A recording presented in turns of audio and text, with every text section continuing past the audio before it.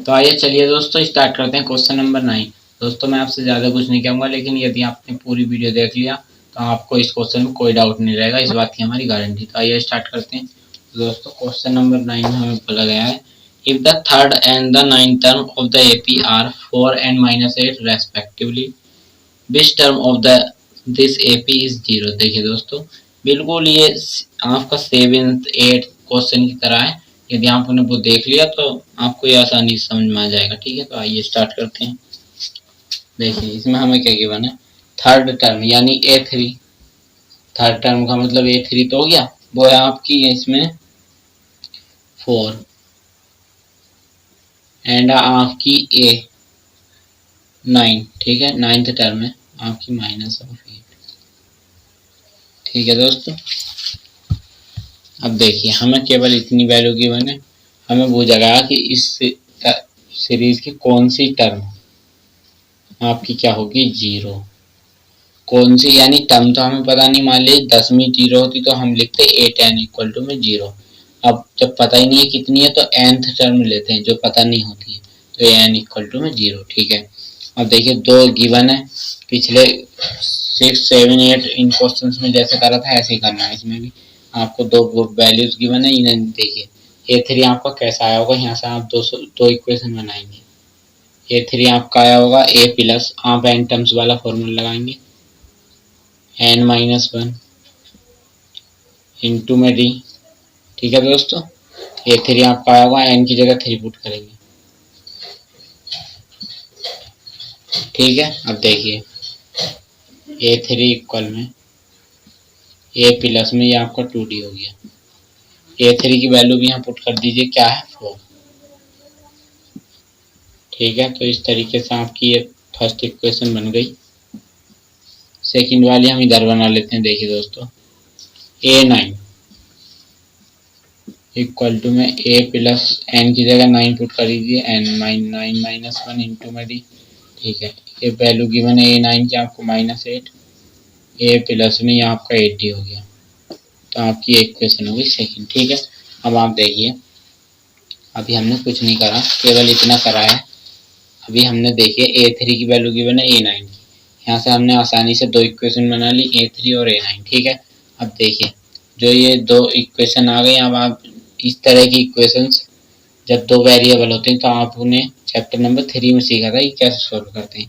तो आप यहाँ एलिमिनेशन मेथड लगा लीजिए, सब्स्टिट्यूशन लगा लीजिए, कोई सा भी लगा लीजिए, आपको A और D की वैल्यू फाइंड करनी। तो देखिए जब हम यदि आप इसमें से उसे सब्ट्रैक्ट करते हैं यानी -8 इक्वल में A प्लस में 8d। ठीक है दोस्तों, ये आपकी सेकंड है।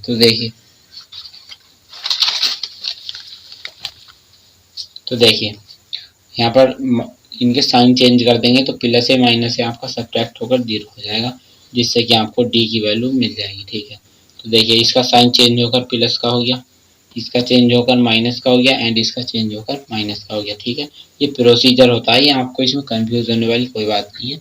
हम साइन इसलिए बदल रहे हैं जिससे कि प्लस ए एंड अब माइनस ए आपका 0 हो जाए। तो देखिए 4 प्लस में 8 आपका 12, क्योंकि अब ये इसके साइन नहीं बचे, अब इसके साइन हो गए ये वाले, +8 हो गया है, ये माइनस है प्लस है आपका 0, -8 प्लस ऑफ 2d आपका हो गया -6d। ठीक है दोस्तों, अब यहाँ से देखिए d की वैल्यू आपकी कितनी आ गई, d की वैल्यू आपकी आ गई -12/6, यानी d की वैल्यू आपकी आ गई 2 माइनस के। तो हम यहाँ लिख देते हैं d की वैल्यू आ गई आपकी -2। ठीक है दोस्तों, तो देखिए अब हम फाइंड करते हैं ए। यहाँ पर कहीं भी आप डी पुट कर दीजिए, ए आ जाएगा आपका। तो देखिए हमारा रजिस्टर कहाँ गया आज, ये है। देखिए हम ये इरेज कर देते हैं, आई होप कि आपने सब नोट कर लिया होगा। कोई सी भी इक्वेशन में आप पुट कर दीजिए डी की वैल्यू।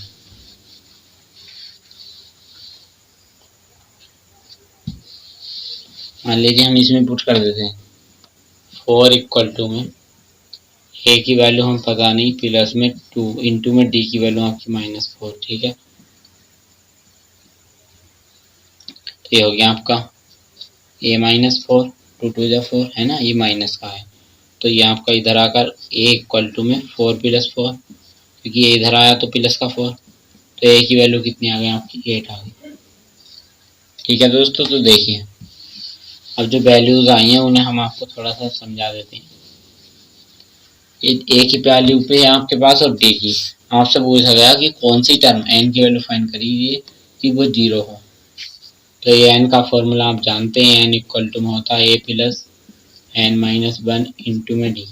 ए एन की वैल्यू आपको क्या गिवन है 0, इक्वल टू में ए की वैल्यू आपने फाइंड करी 8 प्लस में एन माइनस 1, क्योंकि आपको एन ही तो फाइंड करना है, इंटू में डी की वैल्यू आपकी -2। ठीक है दोस्तों, देखिए हमें पता नहीं है ना कि कौन सी भी टर्म 0 है। मान लीजिए फिफ्थ टर्म 0, तो एन की जगह 5 होता।